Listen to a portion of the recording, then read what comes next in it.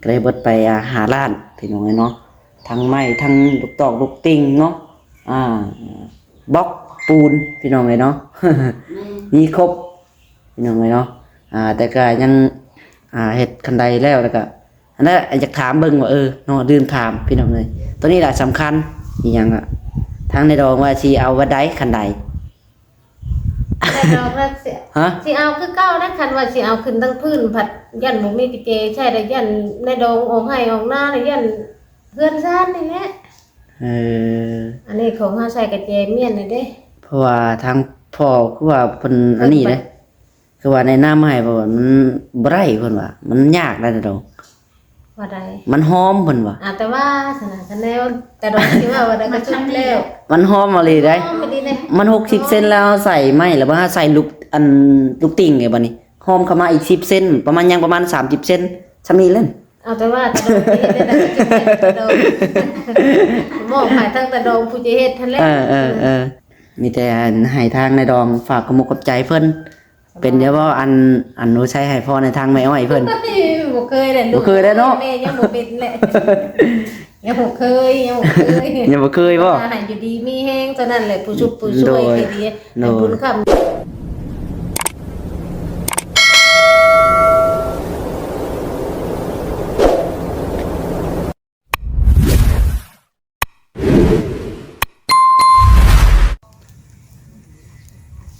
สบายดีและสวัสดีพ่อแม่พี่น้อง FC ได้หักแพงเบิดสุขูสู่คนพี่น้องเนาะพบพ่อกับท่านน้องหล่าอีกเด้อพี่น้องเอ้ยมาพบมาพ่อกันในบรรยากาศตอนเช้าพี่น้องเอ้ยมื้อนี้เนาะกะว่าสิจังได๋พี่น้องเอ้ยสิคนเครื่องคนของขึ้นไปอันเฮือนทางตะรองเพิ่นพี่น้องเอ้ยเนาะมื้อนี้เนาะกะว่าสิแก่ไม้แก่ปูนยังขึ้นไปปลาไว้พี่น้องเอ้ยเนาะแต่ก็เรื่องเห็ดนี่จะให้เพิ่นกบไม้ถ่าท่านเจ้าของเพื่อนมันกบถ่าพี่น้องเลยให้ตะรองเพิ่นกบไม้ถ่าเนาะทางพ่อแล้วก็น้องๆว่าสิลงไปเห็ดเวียกอีกบอนนึงพี่น้องเลยเนาะก็ว่าสิคนไปไว้เนาะมื้อนี้เนาะยังบ่ทันไปเฮ็ดพี่น้องเลยว่าสิเอาไม้เอาตอกเก็บใส่รถใส่รางพุ่นแหละขึ้นไปเซอร์ไพรส์เพิ่นเอาไปบ่แม่นเซอร์ไพรส์เด้อพี่น้องเลยเนาะเพิ่นฮู้บ่แล้วเอาไปมอบให้เพิ่นพี่น้องเนาะเพราะว่าเพิ่นก็มาคือเทือนน้องเคยทองเมื่อวานนี่พี่น้องเอ้ยเต็มมาแล้วเนาะมาขึ้นมาวานนี่พี่น้องเอ้ยน้องเคยทองก็จะบูที่นอนรับฟันดีอยู่พี่น้องเมื่อคืนนี้ไปเดี๋ยวไปถามไทยเพิ่นกันพี่น้องเลยแล้วก็น้องหลานสิไปมอบเครื่องมอบของแล้วก็สิมาเบิ่งเพื่อนตัวเองนี่แหละพี่น้องเอ้ยเนาะทาสีทำมันแล้วว่าซั่นเก็บของวงกบแล้วก็ขูดบล็อกแก้วนั่นแหละพี่น้องเอ้ยเนาะตัววันยังก็ได้วันนี้เดียวไปเบิ่งน้ำกันพี่น้องเลยบรรยากาศถามไทยทั้งพ่อกันพ่อเป็นเชื่อวางแผนแบบใดแน่เนาะไปมื้อนี้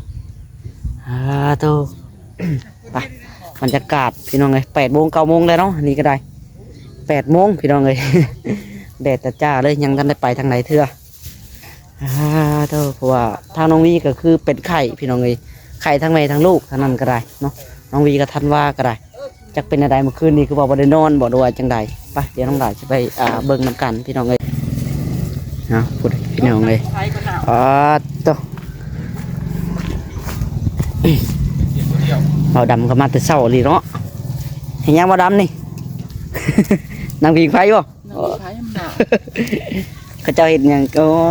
แกงหนูบ่จะแกงนะบ่หรือว่าจะพักลาบเอาแกงบ่แม่นแกงมีแล้วดอกส้มน่ะยังปิ้งเขียดสบายดีน้องถอยทองสบายดีเบิ่งพี่น้องไอ้เนาะโตเจอจริงว่าอย่ามาคุยกันใหม่ก็ได้ครับโตเป็นจังไดเมื่อคืนนี่ฮะฝันดีป่ะได้ฝันรับโฟดนอนรับโฟดติว่า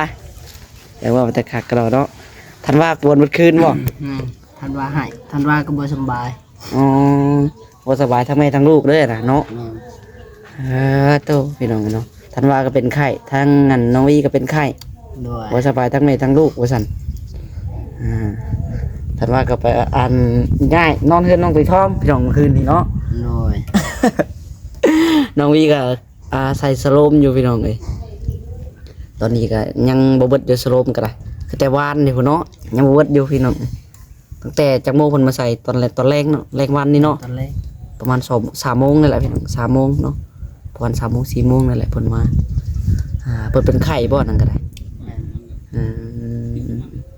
ให้ทั้งพ่อแบ่งได้ จักถ้าเพิ่นไปใช่ เท่าพี่น้องเนาะเพิ่น คิดว่ารับฟันดีจังเนาะมาแจก FC แล้วเนาะเตี้ยมันถึกเลขพี่น้องเนาะทันว่ากวนหมดคืนมาสั่นโอ้ยไปเดี๋ยวเข้าไปเบิ่งทันว่าก่อนเป็นจังใด ผู้เลิศ ฮะโอ้ได้เก็บเงินอีกอ๋อโตะเงินไว้ทั้งถ้วย เองได้ เอาไว้แล้วแหละเบิ่งเลขแล้วนี่ ได้เก็บเงินพี่น้องเงินไผนี่โอ้ยเอาไว้แล้วเอา2,000กีบได้เขาถามยังใช่เขาเดี๋ยวลมผัดไปเด้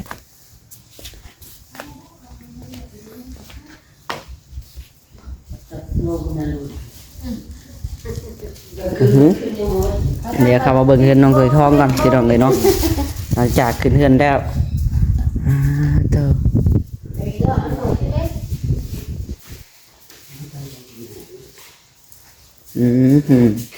ป้า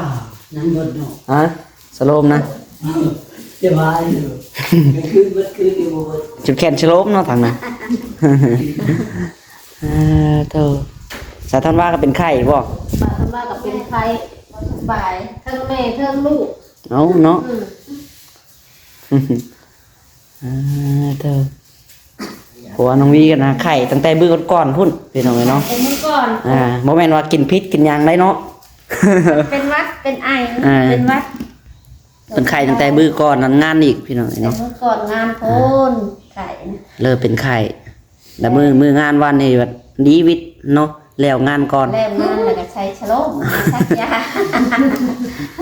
อดแล้วงานก่อนวะ ตู้พาไปอยู่เล่นน้ำหลังแม่เป็นแพะเป็นแพะอยู่ ทันว่าได้จ่ายอยู่ใช่แจ๋ว ไม่ บ่ โอ้อยู่โอ้โห อาก็เอาขอนอนเป็นนอนรับ รับแล้วบ่บ่ได้นอนจากโมงคนนอนเมื่อคืนนี่ โอ้ย มันจะแจ้งนะเตรียมกับเรานอนเตรียมนอนตัวกับเราพ่อลูกหลานเป็น1 โมงยัง 1 โมงบ่ แม่ 1 โมงยังมานอนอยู่ คนบ่สบาย เพิ่นเป็นไข้แล้ว อุ่นคิงฮ้อนแลมันบ่น้อมไหล ไห้เด้โอ้ยเป็นยังไงว่าเจ็บไข้เด้ ให้ก็เจ็บก็ปวดนั่นแหละเนาะ อย่างที่เด็กจนกระโดดนี่ลุกมาน้ น้องเคยท้องก็ลุกมาเราหมดเนาะ ำมาน้ำหลานว่าโกรธหลานอยู่ มันเลยนะมา เอ๊ะจะเปิดแบบเราได้ทับเลย บ่เสียกัน มาก่อนเปิดท้ายคลิปก่อน โตท่านว่าอยู่กับไผอยู่นี่บ่ เคยนะนางเขาโอ้ พี่น้องเนาะหาข้าเข้าไปอู้เนาะ แม่ หากันนอนเพิ่นก็ได้พี่น้อง หากันนอนหากันหลับ อยู่นี่ไปนอนหัวอยู่ ท่านว่าได้อยากกินยาตัวใด ท่านว่าก็กินยานี่ไงหาก็เอากิน กินได้แล้วเนาะยากันเนาะยานี่แล้วเนาะยาเด็กน้อยพี่น้อง ยาเล็กน้อยแหละนะแต่นี่สองนี่หาเอาให้เพิ่นกินที่นี่กินแล้วแหละเขานอน เอาพี่น้องเนาะฮะ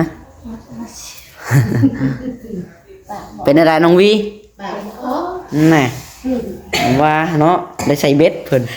ตึกเบ็ดพี่น้องเนาะน้องวีตึกเบ็ดบาดนี่โอ้ยแขนสโลมว่าบอกเสียงปากกินบอกเสียงเนาะสโลมจนจิเบิดถุงหนึ่งเลยพี่น้องเนาะจิเบิดแล้ว แต่ว่านี่บ่แหละตั้งแต่4 โมง 5 โมงเนาะเพิ่นมาใส่จักโมง 4 โมง ประมาณ4 โมงนี่แหละเนาะ 2 โมง2 โมงเนาะ 2 โมงบ่ แล้วเลิกงานแล้วก็พอดีโทรแพทย์มาใส่ยาให้ แม่ตั้งแต่2 โมง เนี่ยนั่นเนาะแต่เว้นบ่เนาะไปพี่น้องเดี๋ยวไปเบิ่งธันวาก่อน เงินtuổiทองก็พกในแจนะยังบ่ทันได้มี ยังบ่แล้วเนาะยังทันได้อันนี้คักพี่น้องนี่หน้ารับแล้วพี่น้องเอ้ย ธันวาหากันนอนว่าซั่น เพิ่นเป็นไข้พี่น้องเลยนอนในอู่บัดนี้ไปซะพี่น้องเนาะเดี๋ยวเบิ่งเด้อมียุงมีหยังได้แม่เอ้ยอยู่ในน่ะอยากกัดเห็นยุงบินอยู่เด้อ ฉันก็บ่ไหวเนี่ยคำมานอนอู้ก็ทนมานอน ขับมอเตอร์ไซค์อู่บ่รับบ่ ไม่รับคำบ่ใช่ หรือดาวอยู่หั่นแล้วเนาะฉันก็ให้เอ้อ อยู่หั่นแหละ เพิ่นเป็นไข้ครับ ทำเพิ่นบ่เป็นไข้เพิ่นก็บ่ให้เด้อนอน ทั้งแม่ทั้งลูกนี่จ่ายไปเลย780,000เช้า มาขายยาเพิ่นบ่ แม่ ตัวป้าเอมาเมื่อเช้านี่บ่ แม่ มาเอาเงิน ใช้ยาเอง หมอเพิ่นพี่น้องเอ้ยหมอเพิ่นใส่สโลมเนาะทั้งแม่ทั้งลูก ว่าสิจังเนาะ ถึงเลขถึงเบอร์แห้ไข่โกงอยู่ ว่าสินอนฝันดีเนาะ เพื่อนใหม่บ่แม่นว่าสินอนพันดีแห้งข้าวสโลม บ่ได้นอนอย่า เลย มื้อหน้ายังฝันมื้อหน้ายังฝันอยู่เนาะ เยอะ1 โมง 2 โมงเลย ลูกเพิ่นผู้ใหญ่ก็ลุกมาหาหลานข้าก็กวายอยู่ น้องหลานละบ่ฮู้ที่หยังเลยพี่น้องเพราะว่านอนอยู่พุ่นเนาะ นอนอยู่เฮือน อ่า นั้น นอนยืนตัวนั้นพี่น้องเอ้ยน้องหลานจะเพิ่นพากันนอนเผาอยู่นี่เบิดจะเพิ่นเผาน้องวี คันว่าสิไปนอนในพุ่นปัดยักคิ้วชีอยู่ มันยังสียังอัพอยู่เนาะ แม่และ ยังคิวอยู่ มานอนเฮือนถ้วยท้องบัดนี้ตะกี้ก็นอนอยู่เฮือน น้องจ้อย ง่ายเนาะสาม บั สิ ดนี้เพิ่นขึ้นเฮือนตัวนี้แล้วฮุบมาอยู่นี่บัด สามสินอนเนาะ นั่นนี่จุพ่อจุกระโดก็ว่าจะไปนอนอยู่เฮือนตัวนั้นผัดมานอนพาเราวี เขาสโลมนี่ ยันบูเมื่อว่ะ ยัดสโลมหมดก่อน เออเอาไปแจ้งยังบ่เบิดอยู่เนาะ 7 โมง 8 โมงยังบ่เบิดอยู่ มันสาผลเล็งอีก บ่ะคำว่าเมื่อยก็ได้อยู่แล้วคำว่าบ่เมื่อยก็ได้ เพิ่นใช้ยาหลายลูก เออ เพิ่นว่าว่าเพิ่น เบิ่งหน้ามันเนาะเบิ่งสีหน้ามัน เพิ่นว่า คอยเป็นสิแล้วเนาะเอาตามหมอเพิ่นบอกกันเลยเฮาก็บ่กล้าแล้วเนาะเล็งลายกันเมื่อยวับๆให้ได้เนาะเอาบ่ทัน เล เลย ยน่ะจังน้อยเบิด เอามาแล้ว น่าก็เบิดแล้ว ยังซ้ำนี่จ้ะ ยัน หยาดไปหยาดมานี่มันก็เบิดเห็นบ่ 10 โมงเลย ฮอดแล้ว10 โมง ขอแบบ ยังอีกชั่วโมงหนึงพอวันเกิด เอาพี่น้องบ่ง่ายเนาะเดี๋ยวเฮ็ดกินข้าวกินน้ำแล้วพุ่นแหละจังสิได้ขึ้นไปพุ่นต่อเอาไม้เอาตอกขึ้นไปไว้ให้อันในดอกเพิ่นก่อน เตรียมเฮ็ดคันใด ก็คือมีผลปรับซ่ากว่านี้อีกนะ ฮะ ปรับใหม่แล้ว ขึ้นในชา ซ่า เส้นมาปั๊มไม้บางเช้านี้ แล้วก็ไว้ได้มาวันนี้รักษายาแล้วเด้ของรักจงไว้ใช้ยาเราก็ซักกระโพกเราใช้ยามื้อเช้าเลยให้มันหมดเราชอบเสียงก็เปิด นี่ก็ค่ำพวกนี้จะได้คืนทันว่าคน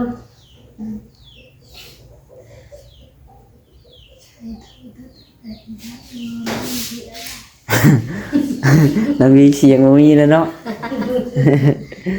บ่ได้กินพิษกินหยังบ่หรือว่าจังได๋น้องวีฮะ ไม่ได้กินหยัง หยังวะเนาะ คิดยันคิวเอาคิวอันยันคิวทิ้งนะ นั่นสีแล้วเนาะ เพิ่น ยั บ่ ง อยา จั ก ง อ นะ อก ผลพยาออก เพิ่ ตาน บ่อยากออกจนลูกเกี่ยวออกจากหัน แล้วแม่ว่าคิดอุ้มคนเนาะฉะนั้นมันบางทำบ่สบายบางคนเราเป็นไข้บัด แต่ตลอดนั้นว่านั่นว่าลูกเราเมียเรากับคิวเอกับไข่โกงอยู่แล้วว่าสิเลยเคยสิปันคิวอันนี้จีซีได้เคยสิบ่เมาสิเลย เมาเลยเลย หากโทษมันผิดบ่แห้งที่ซื่อ บ่ส มัน บา แก ย มเดียวกับวัดกับไอ้นั่น สีมันคิวได้ขนาดเฮาปกติยังทายังโอดตอเมาแล้วพี่น้องนี่ขนาดเฮาฟูนแค่แห้งเปิ้นๆทายังบ่ย่างมันยังซีเจ็บหัวเลยสีมันทำไรเนาะ แห้งเฮากับคิวโลด อืม เชิญแม่น้องอ่อนแล้วเนาะ ขอบคุณแล้วซะโอเคพี่น้องเดียวกินข้าวกินน้ำแล้วก็สิคนใหม่คนตอกขึ้นรถทางในดองก็จะขึ้นบ่ ครับบ่ได้พังเบิ่งมาแต่ว่าสิได้ขึ้น อยู่เบิ่งนี้แล้วเนาะอ่า หลานก้อนในดอก อ่า มันจะต ห ลอ ลา ด น ไม่ ไม่ ถึง บ่สบายอยู่ โดย ทำบ่ได้จะได้ขึ้น เดี๋ยวตะดองสิแก้เพื่องมาใหายควายทั้งนี้แน่ควายกับบ่มีคนอยากกินเลย เลยเดี๋ยวมาถามแจ้งบอกข่าวดีเพิ่นเลยจ้ะพี่น้องเลยเนาะกระเทินนั่นใดก็เพิ่นบ่ได้ขึ้นแล้วเนาะ บ่ได้ขึ้นเลย รู้จักอยู่ว่าอันนี้สิเฮ็ดคันใดให้ได้เนาะมีแต่ได้คันใดเจ้านั่นรองเอ้ย ถ้าถูกเลยตะดองเอ้ย โดยมีทางลูกตอกลูกติ่งเพิ่นฝากมาซื้อคันใดพอดีเบิดไป5 ล้านพอแพงก็ดอกว่าตัวเองว่า บ่ง่ายเนาะเครื่องของมือนี่ เครื่องของ นี่แต่อันแพงๆของมือนี่ โดยแต่มันก็บ่ฮอด5 ล้านทวนปัวนี่ก็แล่นทางน้ำหมกน้ำมันรถแล่นชื่อเครื่องชื่อคองพี่น้องเนาะ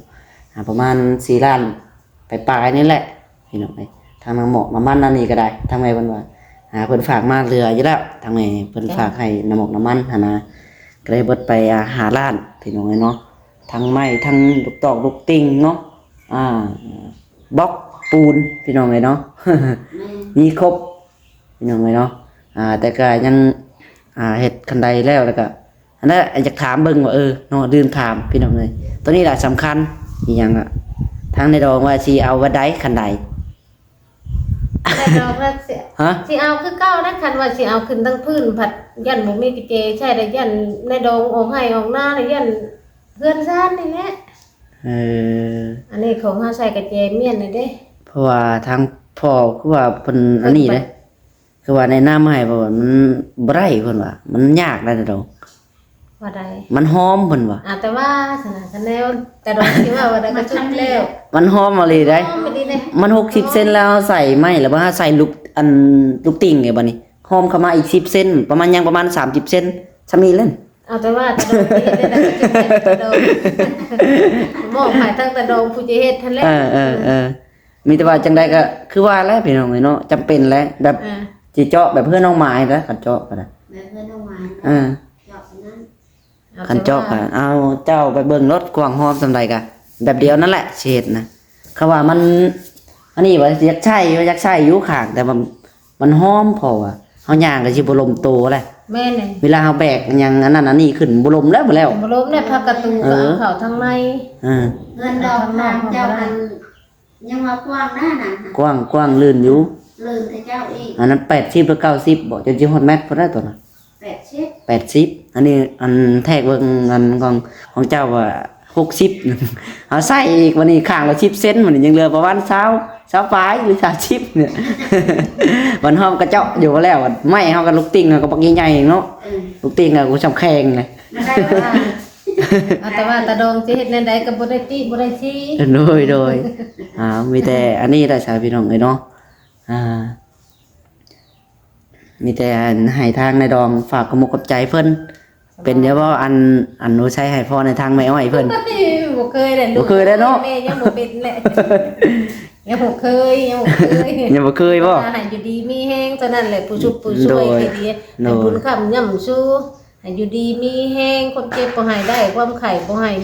มีแต่ความสุขกายสบายใจ โด ให้ ย ดีต่อไป โดยสาธุเนาะมีแต่ซ้ำนี้แหละน่ะดองอะเนาะซ้ำนี้ก็ได้แล้วผู้ชายให้พรในทางอันผู้หลักผู้ใหญ่เพิ่นก็ได้มีแต่ ลูกเบิ่งหลานนี่แหละ โดยบ่ได้พึ่งภาคลากอิง โดยอันนี้ก็ดี นี่แหละแต่ดอกเอ้ยบ่มีแหละ มันยังบ่เป็นเนาะสำหรับซ้ำนี้ก็โอเคแล้วพี่น้องเอ้ยทางแม่อ้อยเพิ่นก็เห็นอยู่ดอกพี่น้องเนาะ แม่น อันนี้ก็เป็นทางผู้หลักผู้ใหญ่เพิ่นแม่อ้อยเพิ่นผู้ใช้ที่ซื้อเครื่องซื้อของให้ก็ได้แม่อ้อยคือเก่า เจ้าเก่าเจ้าเดิม มีแรงแม่อ้อยก็ดี โดย เป็นผู้ห่มใจให้ลูกให้เต้าให้ลูกให้หลานนี่แหละ โดยโอเคจ้าพี่น้องเอ้ยเนาะดีใจนํที่ได้อันคันใดยังเหลือก่อตารางได้บาดนี่ โอ้เนาะจะให้ได้ตารางเลยได้ใจเดียวนี่ไหลผ่านเบิดเลย เดี๋ยวมันนั่นสิขึ้นไปเบิ่งให้เนาะ เบิ่งสิเป็นเช่เป็นหยังในตารางกะ โดย ยามนี่แค่นี้มันแห้งกับยามฝนพูนบ่มีหอนบนอยู่ขี่ตะพื้นตะไปบ่มีหอนบนดัง แม่นนั่นแหละเนาะอดเอาสิ่งที่เฮาบ่เคยได้เฮายังได้เด้มีแต่อดเอาโดยเอาเป็นกระดอกคันใดก็เฮาสิ่งที่เฮาบ่เคยได้เฮาก็ยังได้มาเนาะสิ่งได้โผกได้พากันยังได้ โดยสิ่งที่เฮาบ่เคยพ่อยังเคยพ่อ ตาดกันยังพออยู่ ยังผสมนมกล่องนมบ่ฮะพอกล่องนมธันวาพี่น้องเอ้ย ซื้อมาเป็นกล้องเป็นแก๊สเนาะบาทนี่อ้าวแก๊สเท่าไหร่น่ะ 400,000 โอ้ล้านปลายล้าน460,000พี่น้องเลยขอบใจได้หลายพี่น้องเลยเนาะเต้าเฮ็ดกินเรียบร้อยว่าทางนี้เรียบร้อยเนาะ แม่ เอาพี่น้องเลยโอเคเดี๋ยวเตรียมกันเนาะคนใหม่คนตอกขึ้นพี่น้องเลยเนาะไว้ต่อกันคลิปต่อไปเด้อพี่น้องเด้อเดี๋ยวเก็บไม้เก็บตอกขึ้นพูดแล้วไปอันขนขึ้นไว้เพื่อนนั่นตาดองเพื่อนเนาะทางพ่อมาพี่ชายพ่อฮะ เป็นของเจ้าจำวัดเจ้าบ้าน ในครอบอันเจ้าบ้านบ่ เพิ่นสิเปิดโรงงานน้ำเพิ่นให้ไปของให้ เออ เปิดโรงงานน้ำ สิเปิดใช่แล้วว่าโรงงานน้ำตัวเห็ดนะ โดย เอ้าพี่น้องเนาะเพิ่นแปลงเรียบร้อยแล้วใช่ว่าใดตาย ยังจะเอาชื่อใดมาใส่ใหม่มื้อนี้ เอาสวัสดีน้องเนาะก็ดีแล้วพี่น้องเลยพังมันก็สิว่าได้ไปซื้อไก่เนาะบัดนี้ สวัสดีทั้งพ่อมาแต่จำมันบ้านพี่น้องเนาะมันจำบ่ได้นั่นน่ะ ครอบอยู่แล้ว ขอบอกเพิ่นพ่อบ้านบ่ว่าสิเปิดใช้โรงงานเนาะ ตอนนี้เพิ่นก็เหลือกินเหล้ายาปลาเป้อาหารก็กินละอยู่เหลือ มอบให้ทีมงานสร้างเลยเพิ่นว่า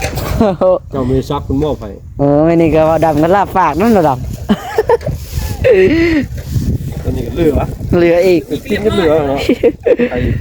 ปูใหญ่แท้ โดย ไก่ปู มันว่าเนาะ ไก่ปูโอ่งครับ ไปจะกำลังจะกินข้าวเช้าอยู่พอดีเลยล่ะพี่น้องกันเนาะ ตอนนั้นกำลังงานเฮ็ดกินแล้วโตคือพอขึ้นเรือนไปเดี๋ยวมื้อนี้ก็จะได้ขึ้นขนเครื่องขึ้นไปไว้ก่อนเนาะมื้อนี้เนาะ โดย อันขึ้นไปให้เพิ่นก่อนพี่น้องเอ้ย เดี๋ยวมอบเพิ่นพอเพิ่นดีใจจังเลย แจ้งบอกเพิ่นละได้ จ้างละ แจ้งเลยนะเป็นกระฝากขอบใจทางพระรักผู้ใหญ่เรียบร้อย